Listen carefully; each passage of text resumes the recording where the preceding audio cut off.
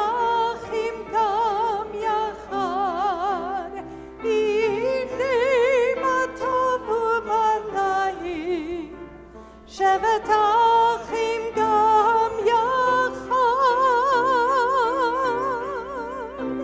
הנה מה טוב ומה נעים, שבת אחים גם יחד, הנה מה טוב ומה נעים, שבת אחים גם יחד. Shabbat Shalom, everyone.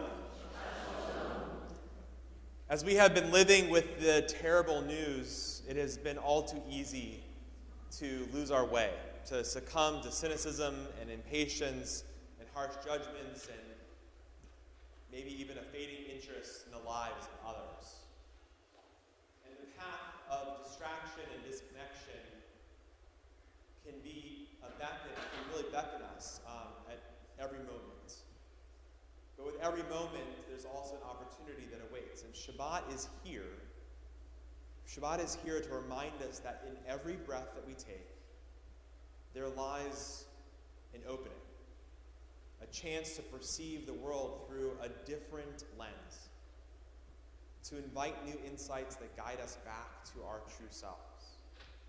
And I think that this is the essence of Shabbat. It's a time for pause. It's a sacred interlude that calls us to turn towards attentive kindness and curiosity and genuine interest in one another and in our own souls. So amidst the hustle of life, Shabbat really emerges as a sanctuary of reflection, as a beacon of hope. And I hope that you find that sanctuary tonight. A reminder that in the midst of our busy lives, in the midst of everything that is going on, that mindful awareness of love and grace and God matter. So we gather at this moment. I want to be mindful of the opening and the opportunity and the possibility that is before all of us right now. And I hope that we find a way to embrace the chance to repair what may be strained, to walk in the light of attentive presence, and to live in harmonious relationship with one another and with the world that cradles us.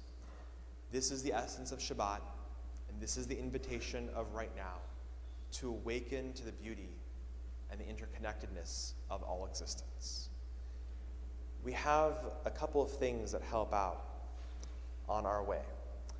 Underneath your seats, there is a prayer book. Now, there are many people who love to hold prayer books, and that's wonderful. And if you find yourself not wanting to hold a prayer book, we've got the screens for you too, right?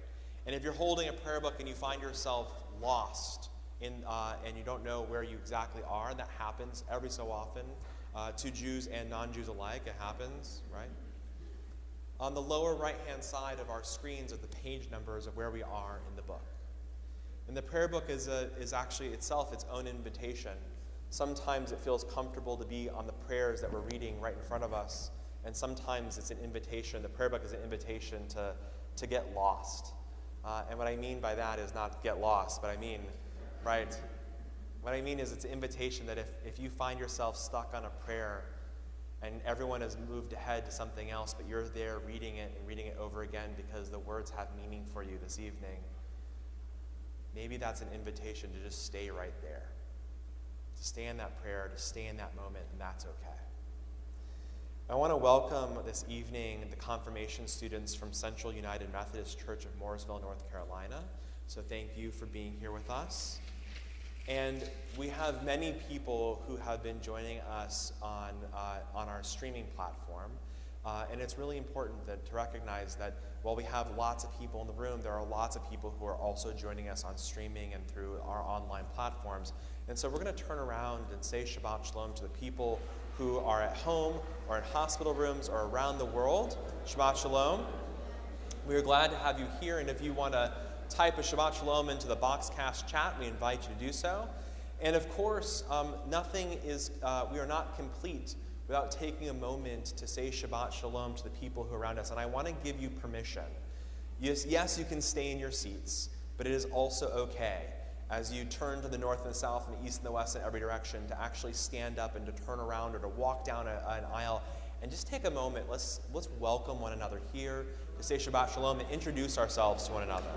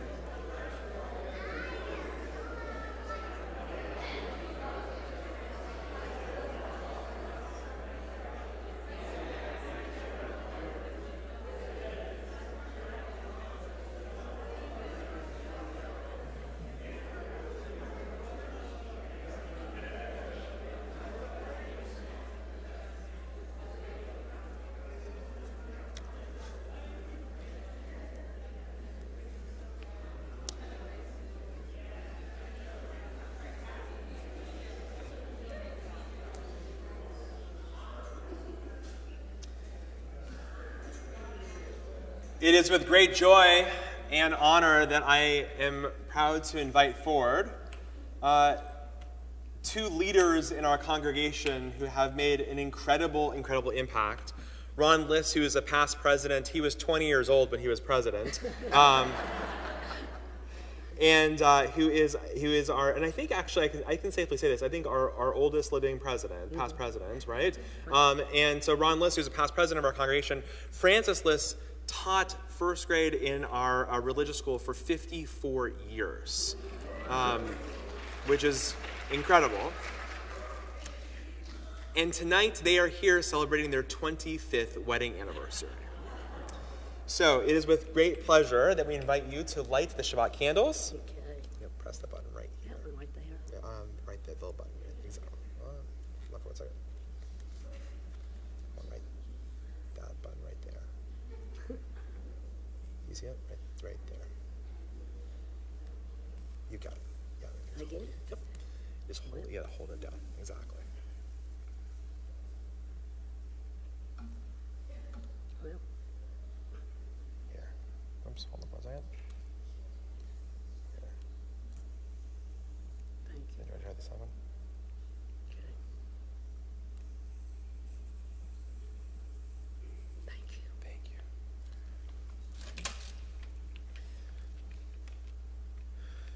Baruch atah Adonai Eloheinu melech haolam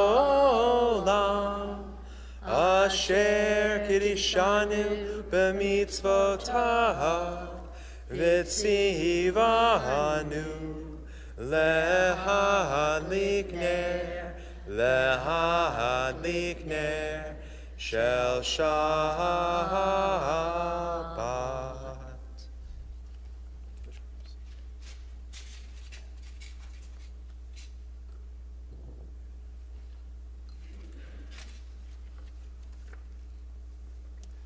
Baruch atah Adonai Eloheinu melech haolam borei peri hagafen.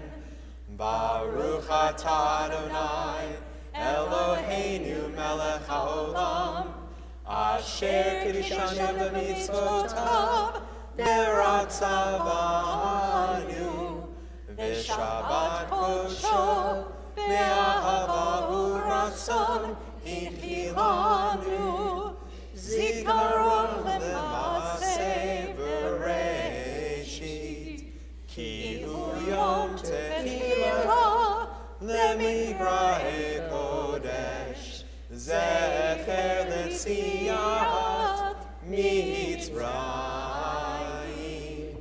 ki banu v'charta ve'otanu kidashta mikol amim v'shabbat kodshecha ve'ahava u'ra Mikatanu, Baruch atah Adonai, Mekadesh HaShabbat. Amen. L'chaim.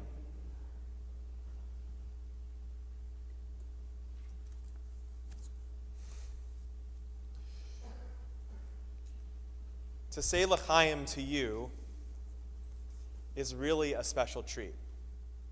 To be able to be here and as we light the Shabbat candles with the two of you is really a special treat. Because the two of you, Ron and Francis, you add light to our community and you add sweetness to our community. And if I were to define the two of you, I would say sweetness and life and vigor and, of course, light defines you perfectly. We're here today to celebrate your 25th anniversary. And it's a remarkable milestone that also reminds us of the beautiful journey that the two of you have been on. Your story is not just about these past 25 years, but stretches back 4 decades, because you've known each other for a long time, connected through your shared experiences within the temple and the work that you held in your careers. Your journey began in a unique way when Francis' first husband died, who was not only Ron's business partner, but also his closest friend. And your families were more than just friends, you were like one big family. It was nearly 30 years ago when that tragedy struck, but what happened is that you wrote new chapters in your life. You, who already were already business partners running high-end men's fashion shops, one in Rock Hill and one another in Charlotte, you found yourselves growing closer over the years, and you transitioned from business partners to life partners. And what's truly remarkable is how seamlessly you blended your personal, your professional lives, and your families. You told me that your wedding day was beautiful, a beautiful testament to your journey, and that you were married here at Temple Bethel, and I have to tell this story because I loved it. With Rabbi Bennett and Rabbi Liss, who is here officiating the ceremony, an unforgettable moment when Janet's entire first grade religious school class was invited to the wedding and reception. Somehow, when my kids were in the first grade, that did not happen to them.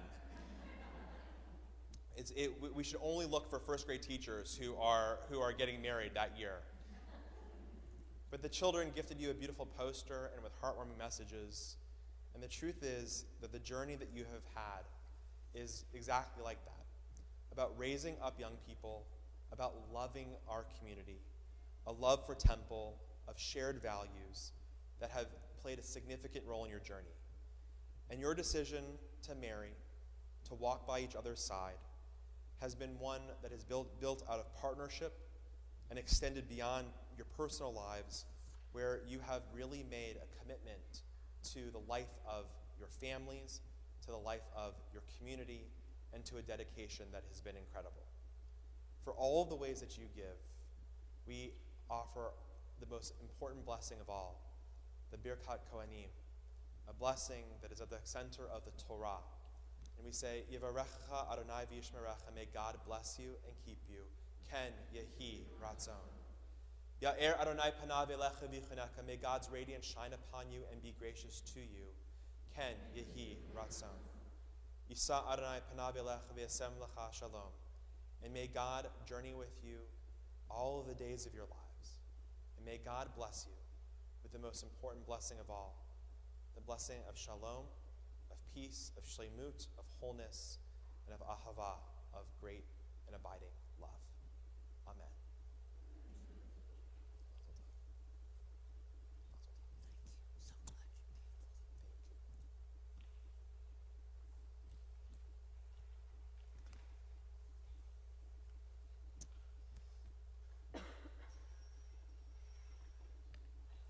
Sometimes in the dark moments of life, we don't always know exactly what to do. And my father-in-law, who is an astrophotographer, this last week went and took a series of photographs of the eclipse. I don't know if you were all following, but there was an eclipse He was in southern Texas, took a picture of the eclipse, and the eclipse was absolutely beautiful. And it showed this moment where there was light, and then the moon crossing over the sun, and then slowly, almost fully covering the sun, and then also creating more light as the eclipse passed. And one of the ways that we in our community remember that in the midst of darkness, to remember that there is a cyclical pattern of the world and of life, is to also highlight the light and the goodness that happens. Just like we just had in the lighting of Shabbat candles and the Kiddush, and a blessing of a couple who have been on a journey for a long time and have been married for 25 years. And there are other blessings that we've all... No one hear me? Sorry. Can you hear me okay? Okay, great. There are other blessings that that you may have had, whether they are large or small. And we want to invite you to share the blessings that you've had in your life, things that are going on that you just want to share that are happy and joyous, so that we can uplift our community and remember that even in the midst of darkness, that there is light and will continue to be light as well. Francis, I'm going to give you the first stop. Go for it. A brand new great-granddaughter. And how many, this is great-granddaughter number 40. This is grandchild, grandchild 40. May we be blessed with 40. That's amazing. That's a lot of birthday presents. That's a lot of birthday presents. Janice. Being able to spend my grandson's first birthday with him in California. Mazel tov to a first birthday, and I hope maybe a taste of some cake or something sweet. That's wonderful. Yeah.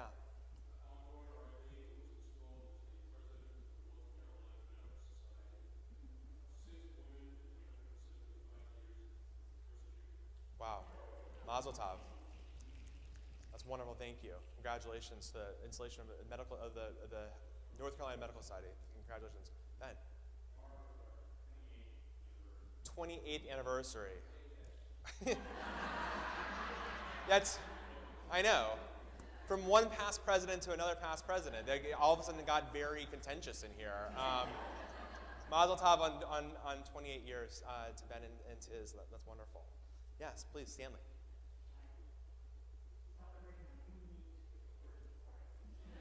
You're celebrating that your new knees are working right? May there be many basketball hoops in your future. Congratulations, and I know it's been a long road and towards recovery, and it's really great to have you back here. Yeah, please. Mazel tov. Mazel tov to you. Yeah.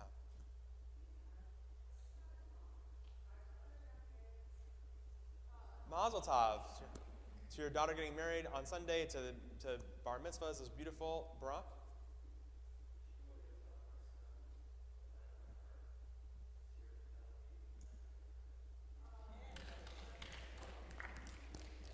Shmuel Yitzhak, right? Did I get that right? We're glad to have you here. We're glad to have you here. And we know, and I can tell you that just speaking to your dad in the days after everything happened, how much his heart was in the East with you. So we are very, very glad that you are here. Anyone else? Yeah, please. I celebrated a year cancer-free. Year cancer-free. Beautiful. Thank you. Yes.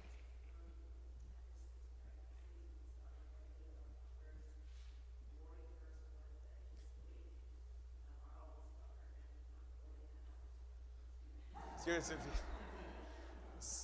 part of that is true. All right, so after 6 pregnancies, celebrating the 41st birthday of your eldest daughter, and she said that she was 49, and something does not quite add up. So I'm fairly positive, but that's not true. But mazel tov to you. That's great. Anyone else? Well, for wonderful things, for the anniversaries, the dueling anniversaries of past presidents, to the children who are home from Israel, to the celebration of the professional accomplishments and the life accomplishments and the healing and the recovery that happens. These are the things that help to give us light and joy, and that we elevate, and we thank God, not only for joyous occasions, but for helping us to reach these seasons of joy with the words of Shehechianu.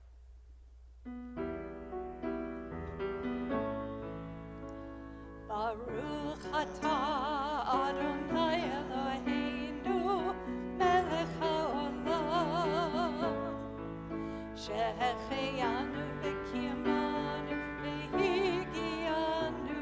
בזמן הזה.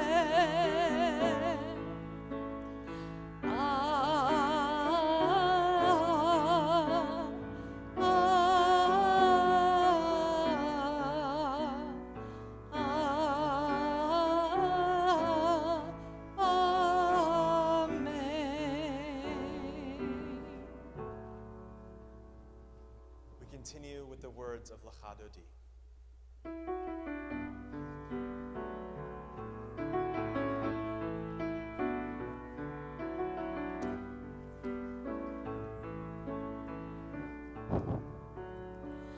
Lecha Dodi לקראת כלה פני שבת נקבלה. Lecha Dodi לקראת כלה פני שבת נקבלה. שמור וזכור בדיבור אחד, השמיענו אל המיוחד. אדוני אחד ושמו אחד, לשמו תפארת ולתהילה. Lecha Dodi לקראת כלה פני שבת נקבלה. Lecha Dodi לקראת כלה פני שבת נקבלה. לקראת שבת לכו ונלכה, כי היא מקור הברכה. מראש מקדם נסוכה, סוף מעשה במחשבה תחילה. Lecha Dodi לקראת כלה פני שבת נקבלה. Lecha Dodi לקראת כלה פני שבת נקבלה. התעוררי, התעוררי, כי באורך קומי אורי.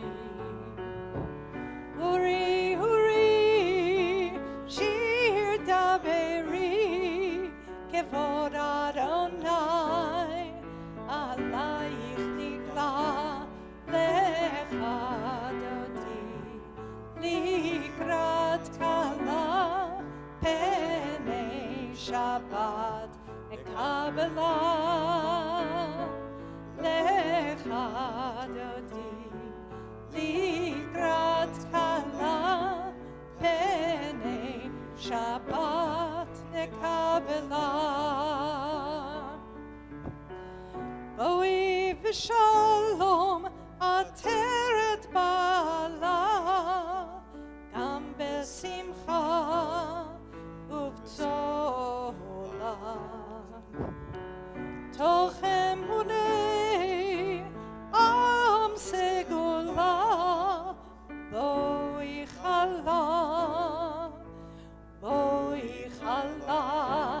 Lecha Dodi לקראת כלה פני שבת נקבלה.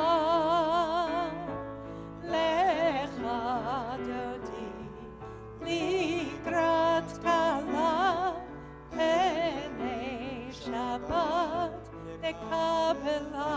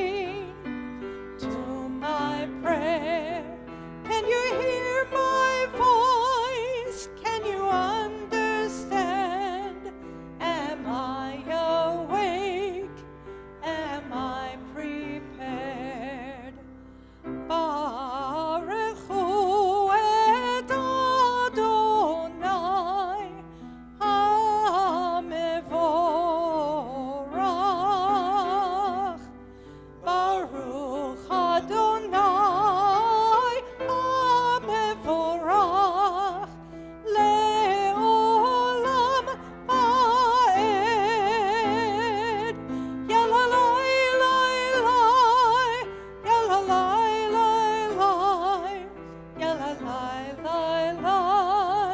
יללי לילי, יללי לילי, יללי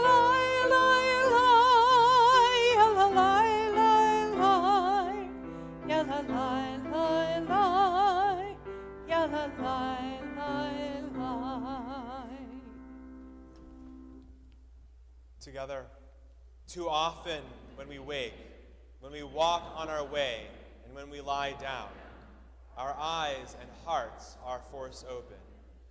O Israel, news reports throughout our streets. Bloodshed flows from people simply on their way. No longer, now buried, wife, rabbi, son, friend. Adonai Eloheinu, my God. We cry out, when does this stop? Each life is a world, horrifically destroyed, our God.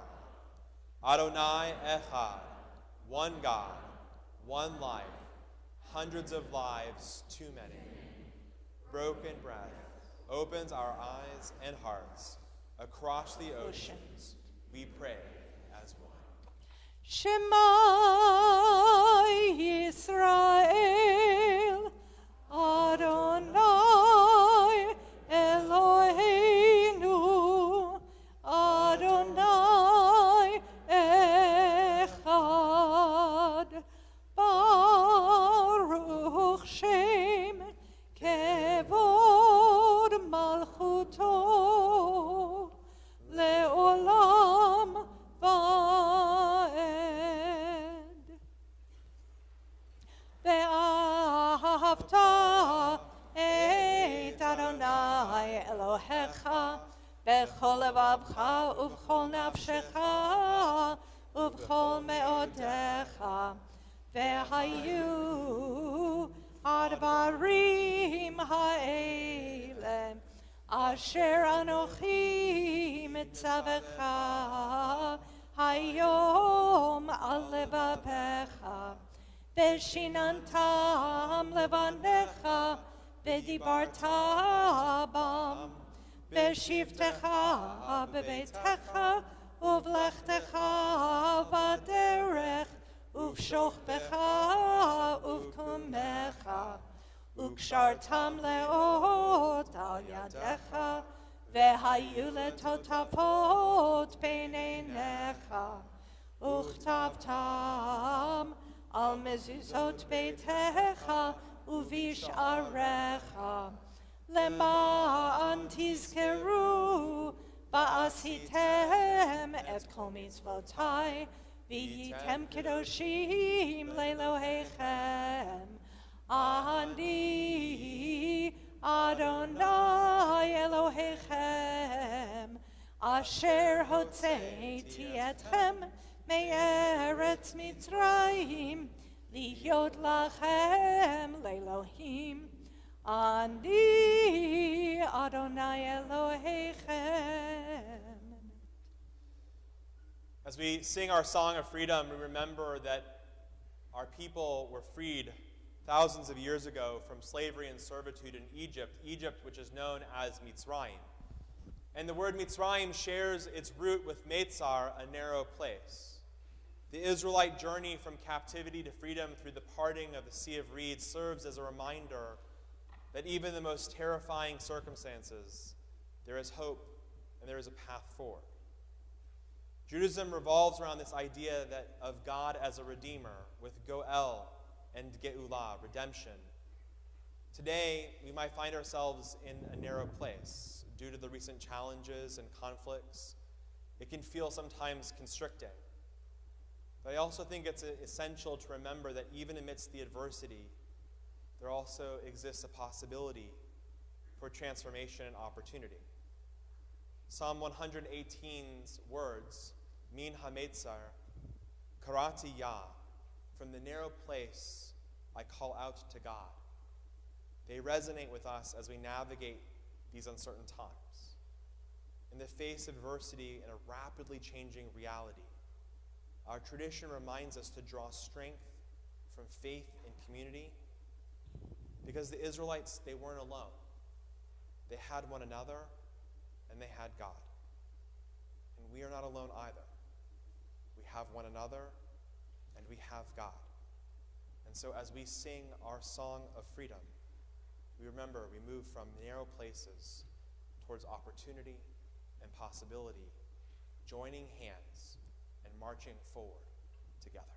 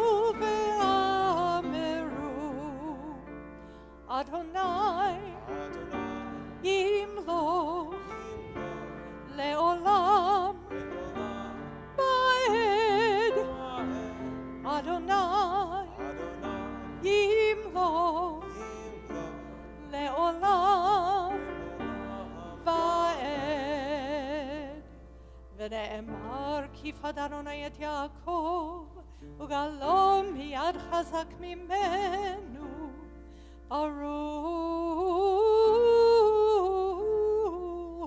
אתה אדוני גאל ישראל.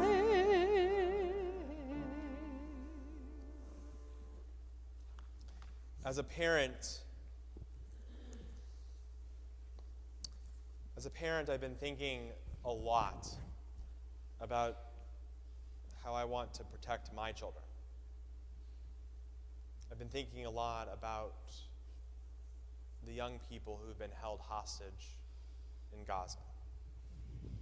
Aviv Katz, age 3. Yael Shoham, age 3. Nave Shoham, age 8. Ite Regev, age 18. Lira Elbag, 18. Noam Or, 15. Alma Or, 13. Roz Katz, 5. There are so many more. And I couldn't help but pray, and can't help but pray, for a Sukkot Shalom, a shelter of peace for them and for all of us. Here in Charlotte and across the Southeast, God spread over us the shelter of your peace. Here in North Carolina and in the United States, spread over us the shelter of your peace. In Israel, for all who are held captive too, spread over us the shelter of peace. And heal us.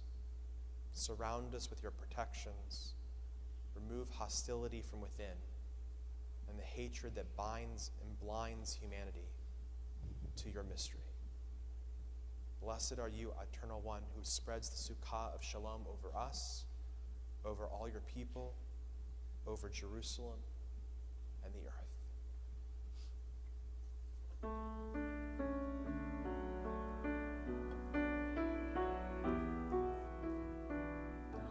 Oh, guide my steps and help me find my way. I need your shelter now. Rock me in your arms and guide my steps and help me make this day a song of praise to you. Rock me in your arms and guide my steps.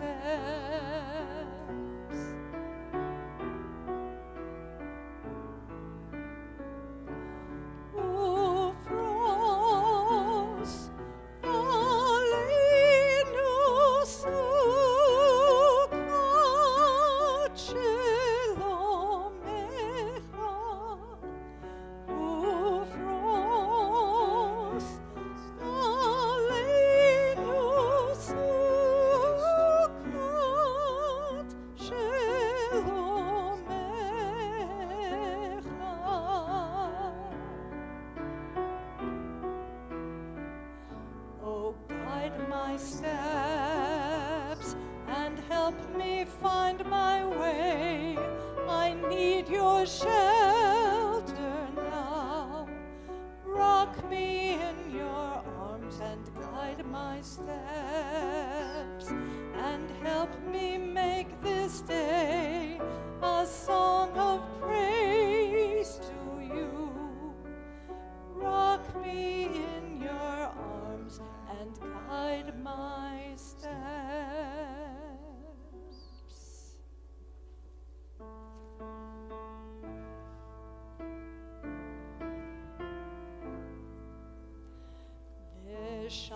Vishameru v'nei Yisrael et ha-Shabbat, et ha-Shabbat. La'asot et ha-Shabbat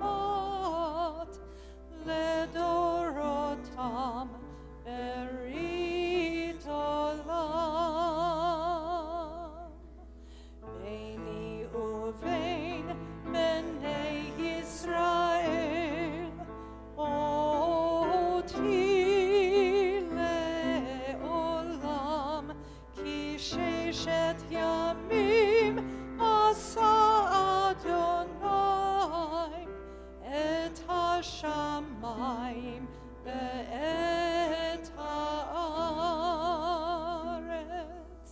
Yai lai lai lai, yai lai lai lai lai, yai lai lai lai, yai lai lai lai, yai lai lai lai, yai lai lai lai lai, yai lai lai lai, yai lai lai lai lai.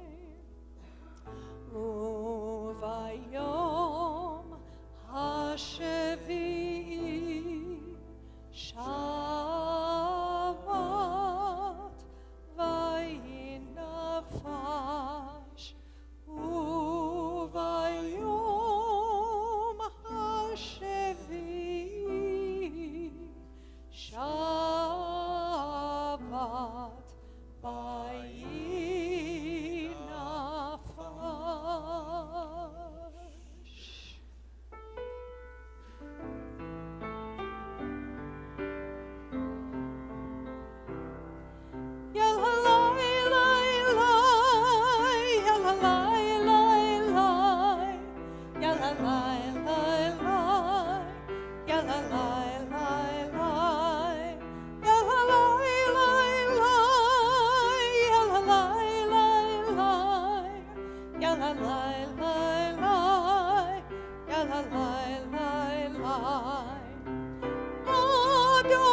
Adonai sifatai tiftach ufi yagid tehilatecha.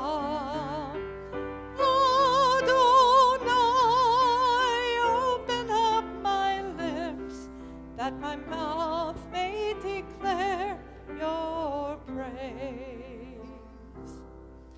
Baruch atah Adonai Eloheinu ve'Elohei avotenu ve'imotenu, Elohei Avraham, Elohei Yitzchak, ve'Elohei Yaakov, Elohei Sarah, Elohei Rivka, Elohei Rachel ve'Elohei Leah, Ha'el Hagadol Hagibor v'Hanora, El Elyon, Gomel Chasadim Tovim, Ve'konei Hakol, Ve'zocher Chastei Avot ve'imahot, Umevi Geula Livnei B'neihem, למען שמו באהבה, מלך עוזר ומושיע ומגן, ברוך אתה אדוני, מגן אברהם בעזרת שרה. אתה גיבור לעולם אדוני, מחיי הכל, אתה רב להושיע, משיב הרוח ומוריד הגשם, מכלכל חיים בחסד, מחיי הכל ברחמים רבים, סומך נופלים ורופא חולים, ומתיר אסורים, ומקיים אמונתו שני עפר. מי כמוך בעל גבורות, ומי דומה לך, מלך ממית ומחיה, ומצמיח ישועה, ונאמן אתה להחיות הכל. ברוך אתה אדוני מחיי הכל. אתה קדוש ושמך קדוש, וקדושים בכל יום יהללוך סלה. ברוך אתה אדוני האל הקדוש. Please be seated.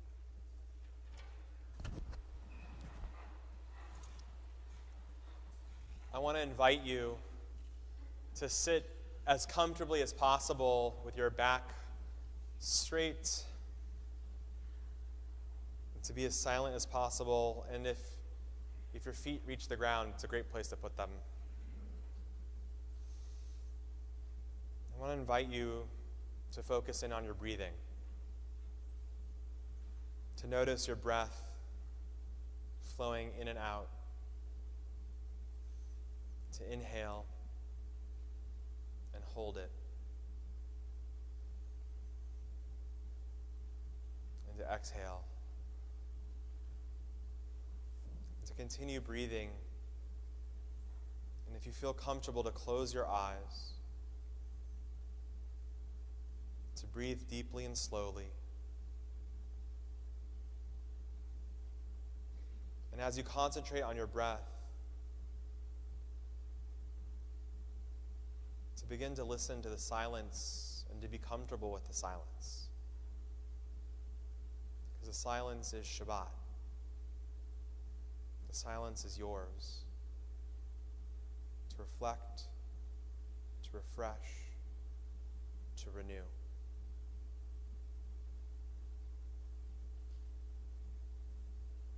We continue in silence in the prayers of our hearts.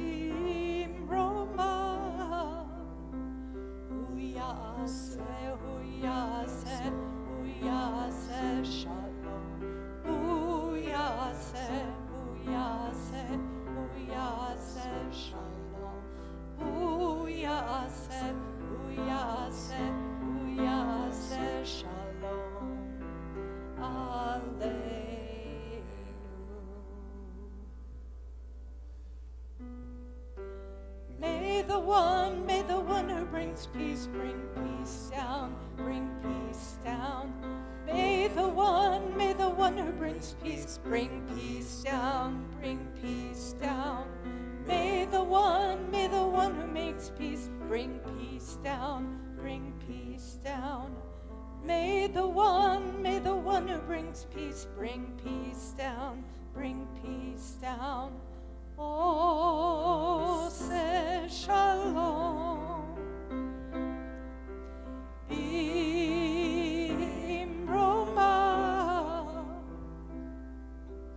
Oh, say shalom. Imroma.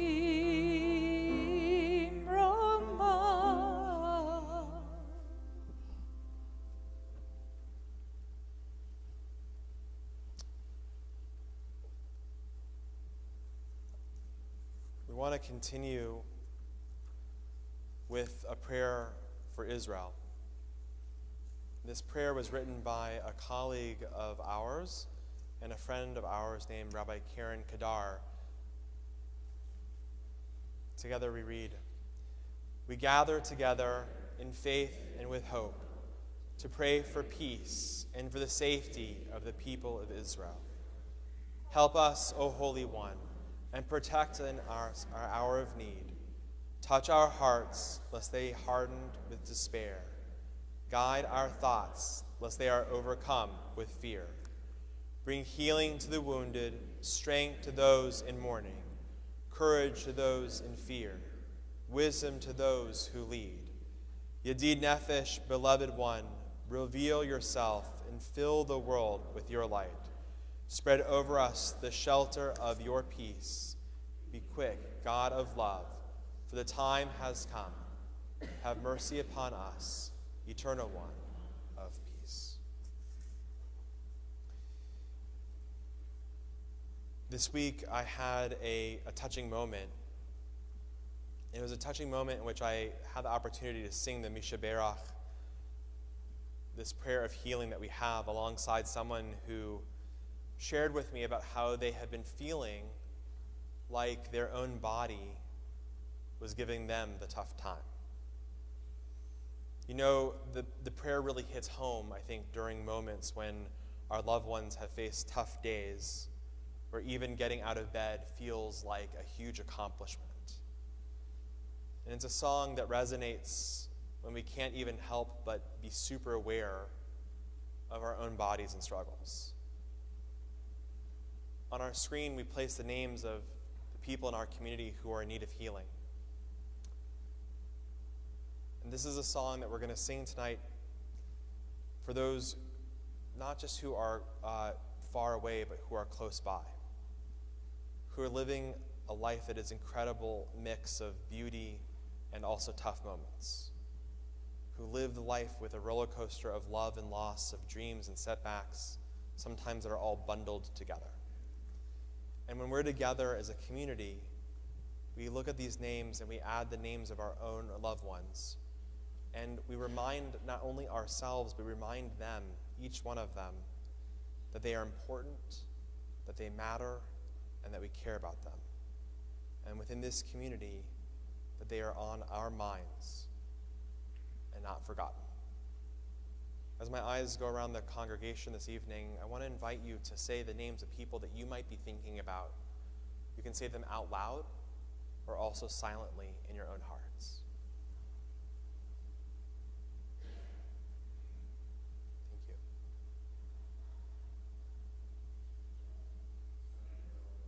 Thank you.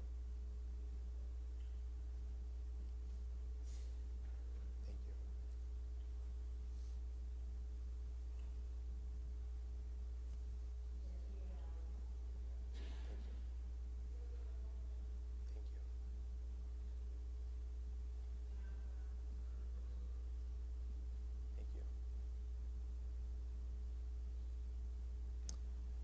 Baruch atah Adonai Rofecha Cholim, blessed are you, O God, who walks with, who supports, who comforts all of those who are in need.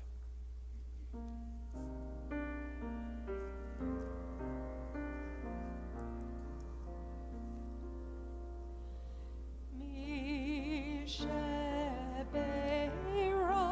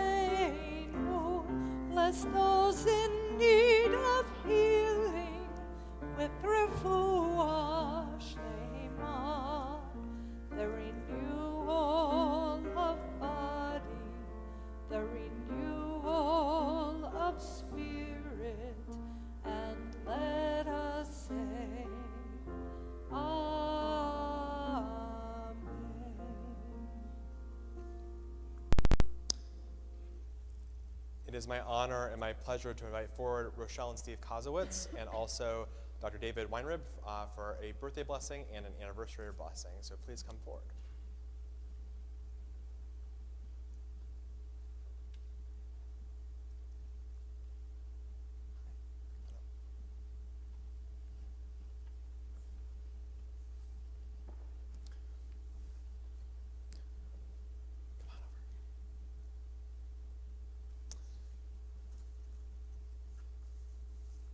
We've got two blessings this evening, and it's a beautiful thing, both of you.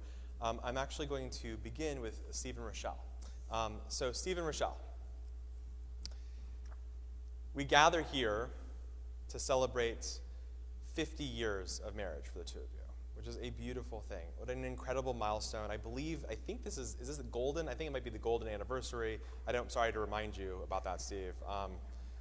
But an incredible milestone, an anniversary, and not just a celebration of the anniversary, but a reflection of a marriage together, a lifetime together, a journey that brought you together. Beginning at a college fraternity party, I loved hearing your story this week as we talked. In a small town of it was Brooklyn, New York, a small enclave of Brooklyn, New York, with your great sense of humor and a serious side as well. Coming together and knowing that an encounter that you had back then would lead to a lifetime of love and a lifetime of companionship. Your willingness to lend your car made, I'm sure, quite an impression. And, of course, a small act of kindness was really just the beginning of a love story that would last for a half a century. Today, as we celebrate your golden anniversary, we see the deep love and respect that you have for each other.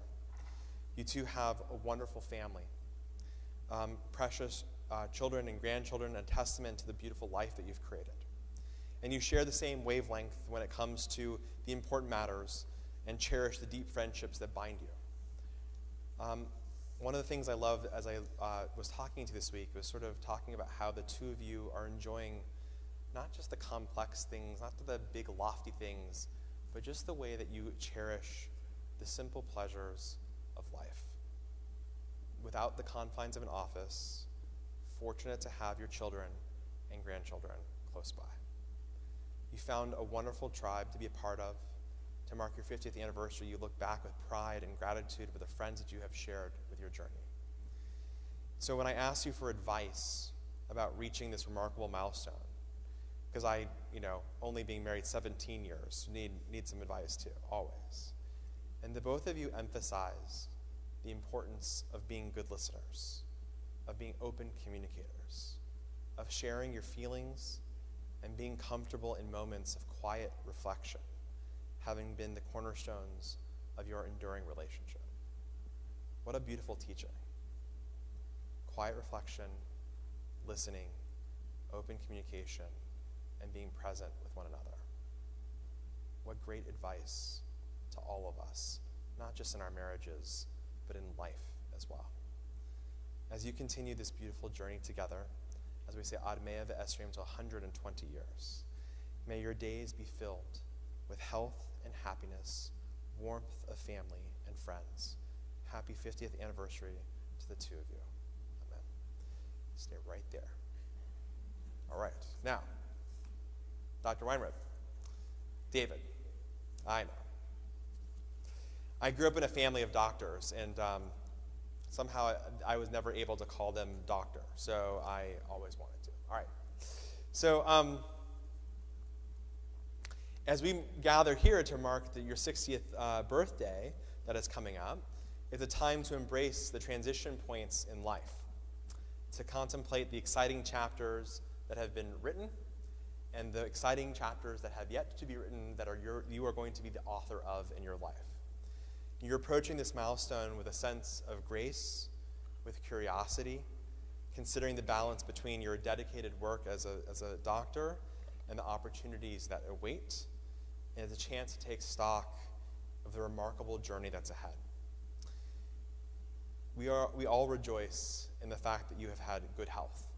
We rejoice not only that, but in the true blessings of open doors and countless possibilities of not just more physical well-being, but the moments that invite you to explore the rich tapestry and experiences that you've had with a loving marriage, the joy of raising healthy and productive and successful children, but also blessed with the presence of your parents still alive in your life, and you've embraced the role of caring for them in their phase of life. And so, David, you stand at a threshold, and it's a chapter that you contemplate, and it's a chapter that you're contemplating with the ways not just about what you can sort of get from life, but I think one of the things that I love when I talk with you, it's about what you continue to give to the world. And so I want to talk a little about that.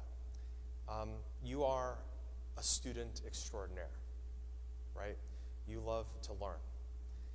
And your learning has a way of not only impacting your life, but also has a way of actually seeping into the ways in which you build relationships and friendships and with your tribe and with your community, and also here at Temple Bethel. It also impacts the way that you serve as a leader and a leader on our board. You immerse yourselves in the captivating worlds of Judaism, of history, and so for someone who is a doctor who could spend there all day looking at reading journals, which is probably not what you want to be doing, right?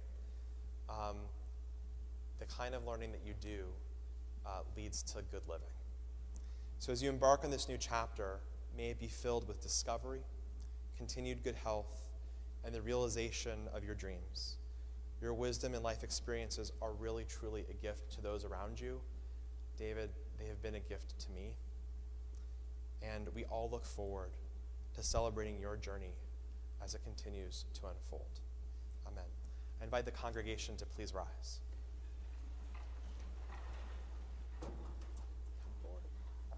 Forward. At the very center of the Torah, the blessing that we already gave to Ron and Francis earlier this evening, the very center of the Torah are the words of Birkat Kohanim, the priestly prayer. And it's a prayer that our people used for thousands of years, a prayer that the priests gave to our people, a prayer that our parents gave to our children, and it's a prayer that we as a congregation and community give to the three of you. Yevarechecha Adonai v'yishmerecha, may God bless you and keep you. Ken yehi ratzon. Ya'er Adonai panav elecha v'chaneka, may God's radiance shine upon you and be gracious to you. Ken yehi ratzon. Yisa Adonai panav elecha v'yasem lecha shalom. And may God journey with you and walk with you all the days of your life, and may God continue to learn with you and grow with you, and to travel and explore with you, and to live a life well. May God give you shalom, peace, and shlemut, wholeness. Ken yehi ratzon. May this be God's will. And let us all say, Amen. Mazel tov to you. Mazel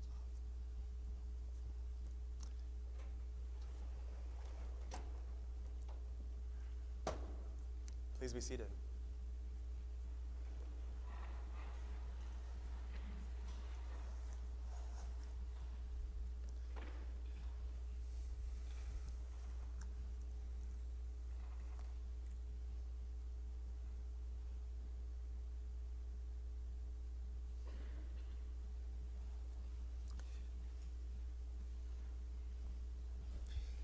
As you might imagine, I've had Israel and Gaza on my brain. My inbox is nuts right now. And each day has brought more scenes of destruction, more scenes of suffering, more despair. And the war has made us witnesses to destruction and raising questions about righteousness and morality and unity in the face of evil. And as a rabbi, I want to share some words of Torah, and specifically some words of Torah on this week's Torah portion, Parashat Noach, which contains the story of Noah and the flood, and later in the parasha, the story of the Tower of Babel. The ancient stories offer timeless guidance for introspection and resilience and moral clarity as we navigate the complexities of war and, we hope, ultimately the pursuit of peace. Most of us know well the story of Noah. He was the most righteous of his generation, a generation that was filled with pain and misery and lawlessness and Hamas and evil. He wanted to do a do-over on creation. God wanted, this do-over on creation to kill off everything and nearly everyone and to begin again. And so God tells Noah to build an ark and to prepare for a flood and to have the animals come on two by twosies, if you know the song. And every species of his family, with every species and his family aboard the barge, they set sail.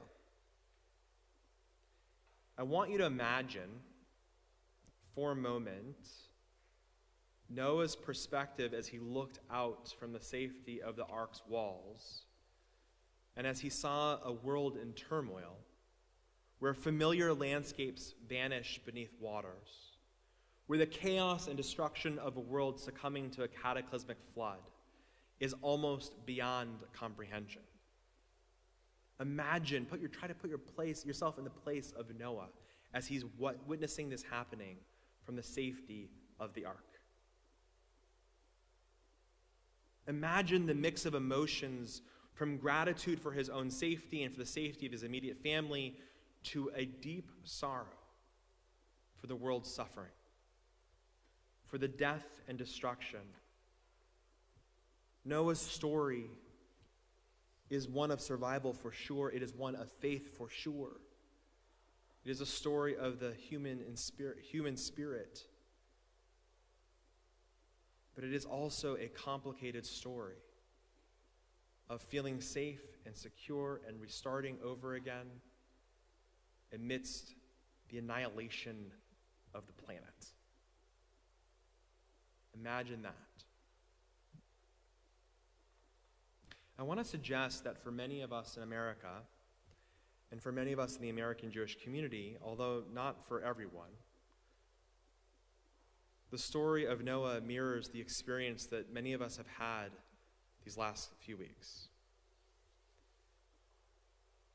We too have looked upon scenes of destructions and suffering.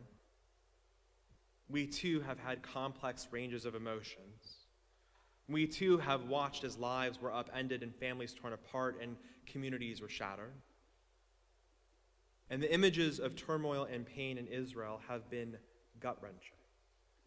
The plight of hostages, unacceptable and unfathomable.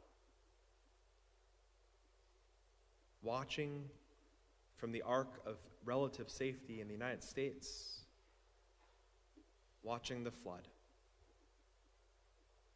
The pain and suffering that Hamas has caused to Israelis, to the Palestinians in Gaza, the pain and suffering from Israel's response, legitimate as it may be, has caused so much destruction and touched our hearts and stirred our souls. How could Noah have felt? What were the mix of emotions as he watched God destroy the lives of people that he knew? And in his sorrow, in his anger, in his heartache, he turned back towards the ark to care for those who were aboard. Noah's ark was more than just a physical refuge. It was a symbol of hope and resilience. And within its walls, he found strength in his faith and the company of his family and a vision for the future. And in our own communities, in our own synagogues, in our own support networks, we have, bless you, we have sought similar solace and unity. These spaces that we're in have provided us not only with a sense of security, but also a reminder that in the face of adversity, we are not alone. Our faith and the bonds of our community, they sustain us, just as they did for Noah. Now, the concept of righteous in his own generation is a complex one. because rabbis have debated what that actually means over the years. But I think it offers profound insights into our current struggle to define righteousness amid the challenges that we face. Noah's righteousness was not measured against some distant ideal, but against moral decay and wickedness that surrounded him. And he stood as the beacon of virtue in a troubled world. In a similar vein as Noah, we too are going to be grappling and are grappling with the complexities of discerning what is righteous and what is moral in this moment, and in a world marked by terrorism and conflict and suffering. And as we find ourselves navigating a moral landscape fraught with difficult decisions and ethical dilemmas, clearly Israel is facing an existential threat from terrorists for sure. But it also has a moral duty and obligation to protect its own citizens, and when possible, and if possible, and at all times possible, to preserve life. So Israel is in an impossible situation, because as it seeks to root out evil, as it seeks to free the hostages, it is also trying to contend with how to minimize harm to truly innocent Palestinians, while targeting Hamas, which is hiding behind the innocent Palestinians and their own people. There is such a delicate balance here. It is so complicated. A need to differentiate between a terrorist organization and the innocent civilians it exploits. Showcasing Israel's dedication to moral principles has to happen even in the darkest of times. Noah's journey, while ancient, mirrors the challenges that we face in our contemporary world. His experiences teaches us that the importance of finding refuge in community and the need to uphold our moral principles in the face of adversity. It teaches us about finding that safety, and that is key. It's a must. What is also a must, however, is the other commitments that he also had. A commitment to moral principles, a commitment to hopefully proportionality, a commitment to protection of innocent lives.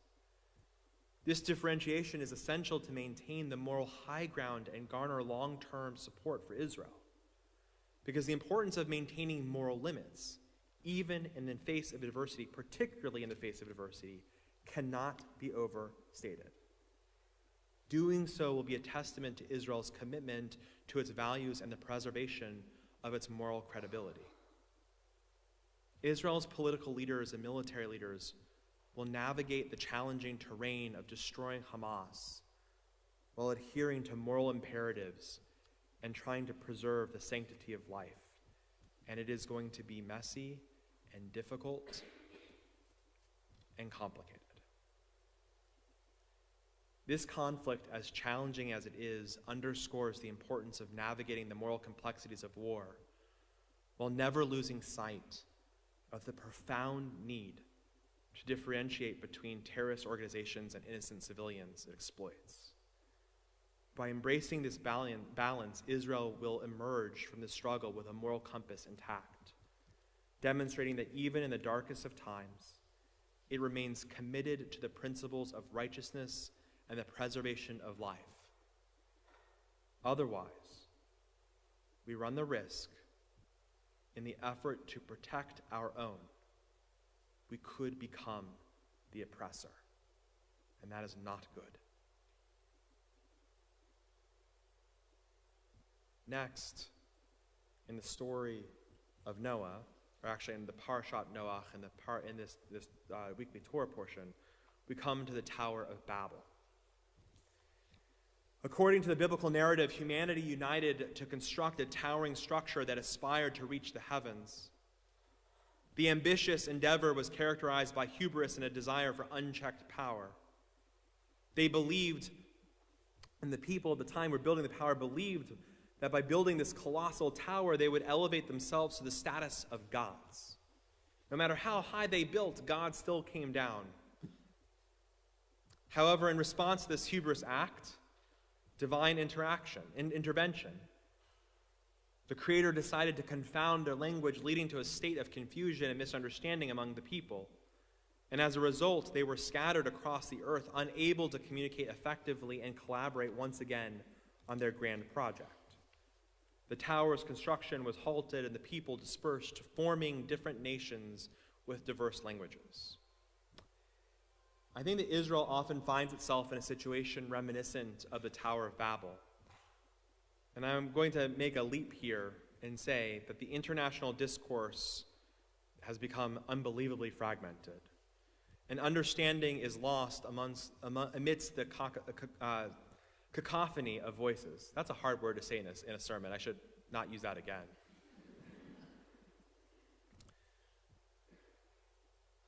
The situation here is marked by complexity and conflicting narratives of spin and selling misery. And different groups and different news organizations have had their own perspectives and interpretations of events. And I cannot emphasize enough how crucial it is for clarity and understanding, even when faced with the immense challenge of reconciling divergent viewpoints.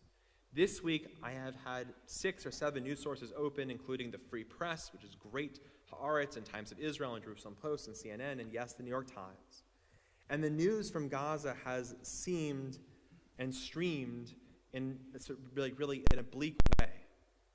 It is essential to recognize that what we read first is going to be confounding, and how it's reported first may not be accurate, because we are already seeing the fog of war.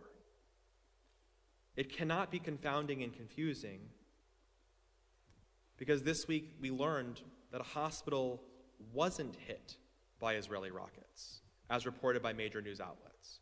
It was hit by Islamic Jihad missile, and 500 people didn't die.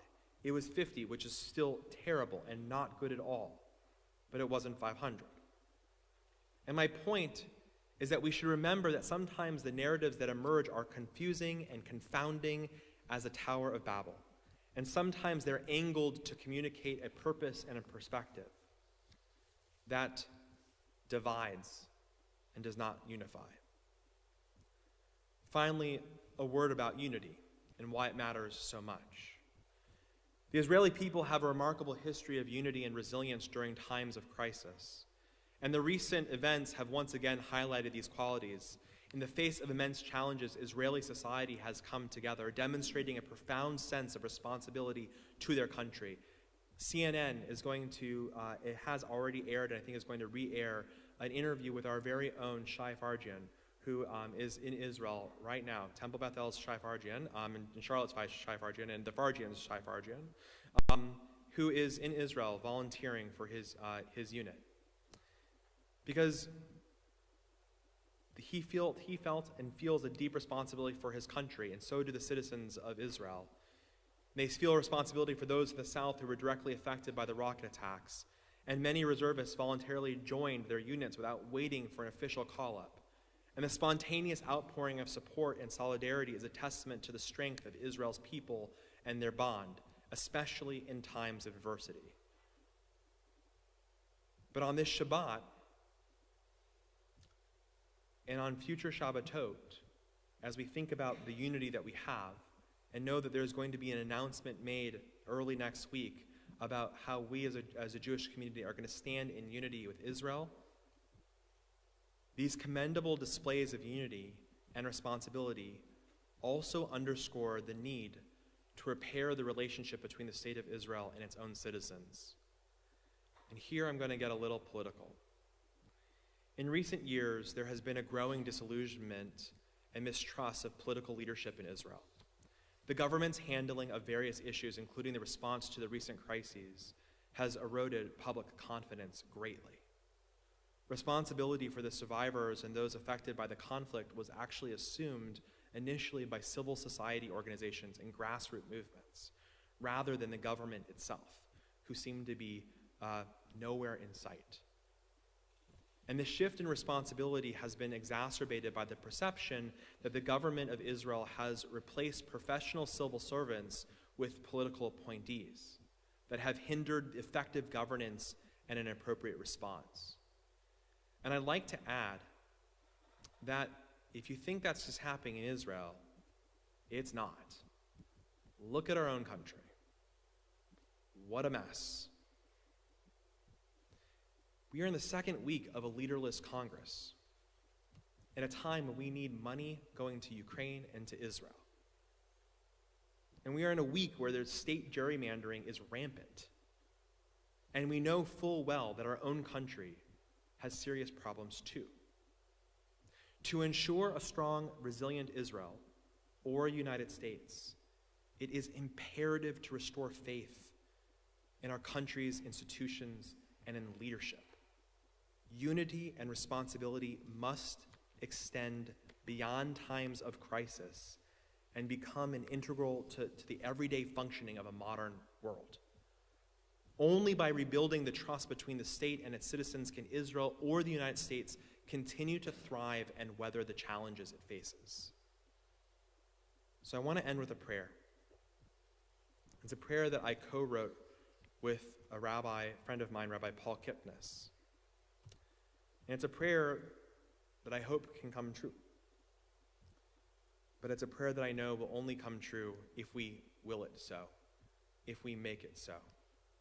If we recognize the complexity of the world, if we recognize our need to sit in unity with Israel and with each other, if we recognize that there are moral conflicts ahead, and our very soul and character as a people will be defined by our morality.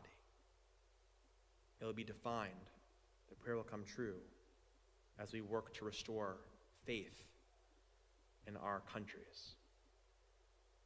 Holy One of compassion, guide us with your radiant light to illuminate the path ahead. Through these times of uncertainty, grant us strength like the heroes of old, and hope in the face of worry, and courage in the midst of fear. Lead us as you did Noah and Naamah, who swiftly prepared for unforeseen days, constructing an ark and gathering animals and collecting seeds to sow a future yet unknown.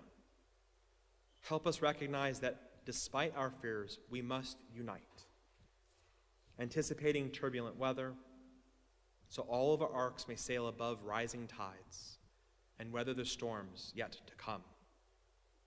Hold our children close as you embraced our ancient ancestors who grappled for meaning when their worlds shattered. May our hearts remain open, and may our love and wisdom inspired by their devotion guide us through this era.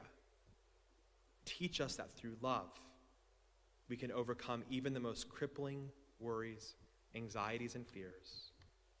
Source of wonder, guide us with loving kindness, to plan with care, laugh with abandon, and hope with unwavering faith.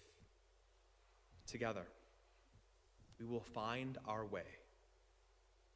Together, we will be unified and strong. Amen. We rise with the words of Aleinu L'Shabeach.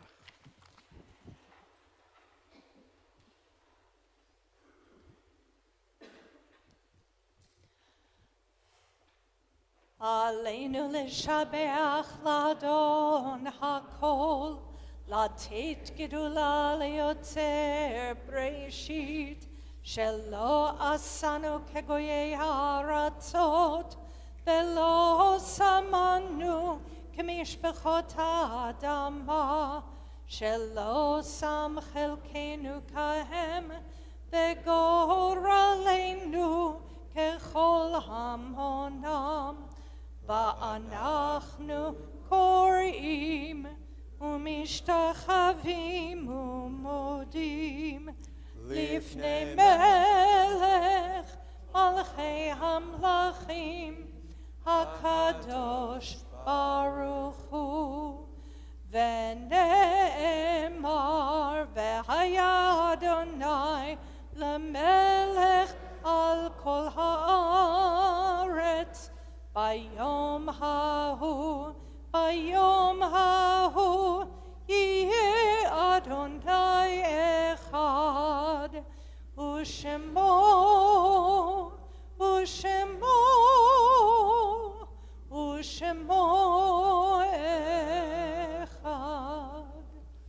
seated.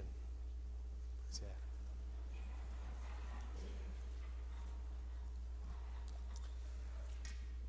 At this time, we think of our loved ones whom death has recently taken from us, and those who died at this season in years past, and those whom we have drawn into our hearts as our own. Our congregation remembers on this Shabbat those who are observing a Shloshim, family members who are observing a Shloshim, of Helen Ilan, Leonard Liefert, Samuel Levine, and Patrick Sanders.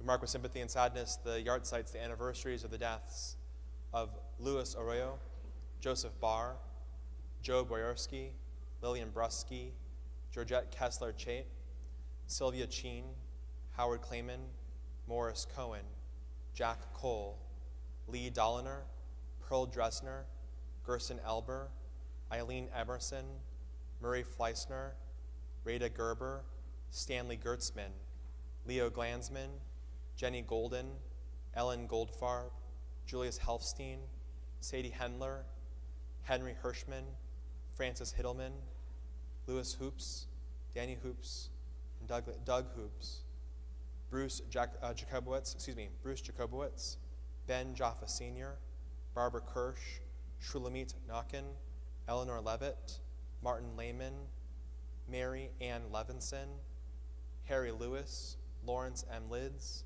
Saul Lieberman, Raymond Talmadge McGahay, Jacob Molaski, Harry M. Myers Jr., Nathan Otto Newman, Roger Obendorf, Ruth Rifkin, Joan Rosenzweig, Erna Rubens, Mary Ruttman, Jetty Schmears, Annette Seitlin, Isabel Shyness, David Scher, Ernest Shyrock, Victoria Arroyo Sokoloff, Sonia Sperber, Lee Sweetbaum, Abraham Teich, Emily Weissman, Eleanor Wilcoff. Remember as well all who died in the Shoah and the Holocaust, our American servicemen and women and first responders who have given their lives defending us and helping us, and those who have died defending the state of Israel. Zichronam livracha. May all their memories be for a blessing as we rise as one congregational family with the words of Kaddish Yatom, the mourner's Kaddish. Yitz Gadal v'yitz Kadash Shemei Rabbah Be'alma divrach urute v'amlich malchute B'chayechon uv'yomechon uv'chaye d'chol Beit Yisrael Ba'agala uv'izman kariv v'imru. Amen. Yehi Shmei Rabbah mevorach le'olam olamei olamaya. Yitbarach v'yishtabach v'yitpa'ar v'yitramam v'yitnaseh v'yithadar v'yithalev v'yithalal shemei dekudesha b'richu le'ela min kol birchata v'shirata tush bechata v'nechamata da'amiram be'alma v'imru. Amen. Yehi shlama Rabbah min shemaya v'chayim aleinu ve'al kol Yisrael v'imru. Amen. Oseh shalom bimromav hu ya'aseh shalom aleinu ve'al kol Yisrael v'imru. Amen. Oseh shalom bimromav hu ya'aseh shalom aleinu ve'al kol Yisrael ve'imru. Amen. Please be seated. I think, David, are you giving announcements tonight? Who's giving announcements tonight? Oh, sorry, Ben Benson. Sorry. Surprise, you're giving announcements. Ben, come on up. One thing I mentioned a little earlier is Ben is coming up to give announcements this evening. One thing I mentioned earlier, please watch your emails this next week. There are movements abound in the Charlotte, North Carolina community to support Israel and to find ways to do so across the community in unity. So just know that there's information that's going to be coming. We are working on it. Sometimes grabbing everyone from the entire Jewish community is a practice not only of love and unity, but it doesn't happen as quickly as sometimes we would like. But know that it is happening. Please watch for your email and we'll have more information to be announced. Please. Thank you, Rabbi. I so appreciate your wisdom. Sorry. Noah was my